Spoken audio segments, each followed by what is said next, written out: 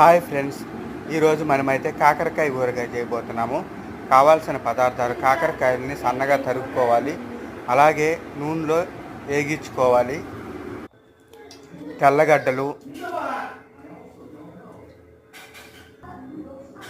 మసాలా దినుసులు వేగించుకొని పొడి చేసుకోవాలి.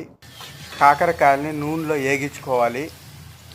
బాగా వేగిన తర్వాత ఇలా పెట్టుకోవాలి. ఆ పొడి చల్లుకోవాలి, మసాలా పొడి చల్లుకున్న తర్వాత బియ్యపు పిండి వేసుకోవాలి. బియ్యపు పిండి వేసుకొని బాగా కలుపుకోవాలి.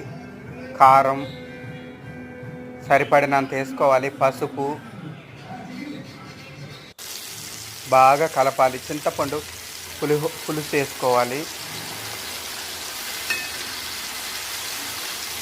ఆయిల్లో చింతపండు పులుసు వేసుకొని బాగా మరగనిచ్చాక ఈ కారం, వెల్లుల్లి అన్నీ కలుపుకొని ఇలా వేసుకోవాలి. కలర్ అయితే భలే వచ్చింది. టేస్ట్ ఇంకా చూడలేదు. టేస్ట్ చూసిన తర్వాత చెప్తాను. మీరు ఇలాగ న్యాచురల్గా చేసుకొని తినండి.